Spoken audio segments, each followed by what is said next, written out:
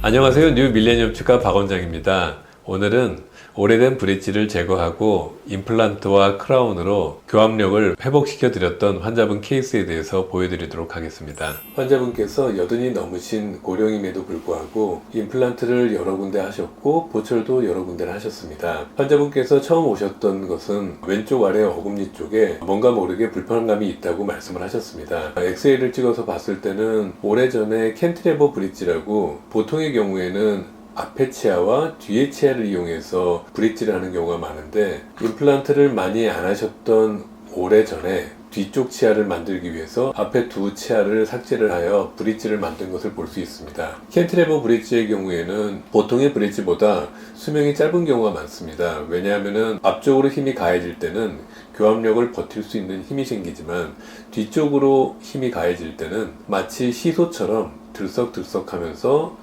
앞에 쪽의 지대치들을 상하게 하는 경우가 많습니다. 일단 환자분께서는 조금 불편하다고 말씀하셨기 때문에 일단은 좀 지켜보자고 말씀드렸고요. 그 이후 몇 개월이 지나서 왼쪽이 좀 더 불편하고 잇몸이 가끔 붓고 문제가 생긴다고 이 캔티레버 브릿지를 제거하고 검사해 줄 것을 요청하셨습니다. 마취를 하고 브릿지를 제거하고 보니 앞쪽의 작은 어금니는 발치하지 않고 살릴 수 있고, 첫 번째 어금니 쪽은 제거를 하였을 때 일단 치관 부위가 굉장히 많이 상했고, 또 뿌리 끝에 염증이 점점 잡히면서 문제가 생겨서 일체화는 살리기가 어렵고 발치하기로 말씀을 드렸습니다. 그리고 오래전에 최후방 구치가 미싱이 되었을 때 이를 바로 하셨어야 되는데, 시간이 지난 이후 반대편의 어금니 쪽이 밑으로 내려온 상태에서 브릿지를 하셨기 때문에 위아래 공간이 많이 부족하였습니다.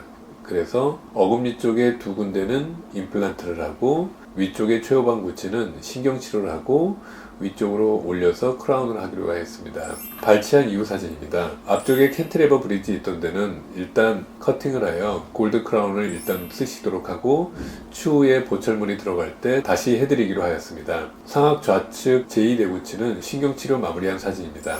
수술하기 전 사진입니다. 어금니 쪽에 두 개 부위에 임플란트를 집어넣고 추후에 브릿지 커팅했던 골드 크라운을 다시 크라운을 해드리고, 또 최후방 상악 제2대구치는 크라운으로 수복해드리기로 하였습니다. 수술 당일 찍은 사진입니다. 하악 쪽에 신경이 다치지 않는지를 확인하고 임플란트 기울기가 정확하게 잘 들어가고 있음을 확인하는 가이드 핀을 넣어서 찍었던 사진입니다. 그리고 임플란트를 식립한 이후 사진이고, 식립하고 나서 그 정도가 충분하게 나왔으므로 위에 힐링 어버트먼트를 바로 올려드렸습니다. 2달 반 이후 보철을 완성시켜드렸습니다. 초진 엑스레이와 비교하면은 앞쪽에 크라운을 다시 해드렸고, 어금니 쪽에 임플란트 2개를 이용하여 임플란트 크라운을 형성시켜드렸고, 또 상악 제2대구치 밑으로 많이 내려왔던 것을 신경치료하고 크라운을 회복시켜 위쪽으로 올려드렸습니다. 그렇게 하여 교합평면이 정상으로 돌아왔음을 볼 수 있습니다.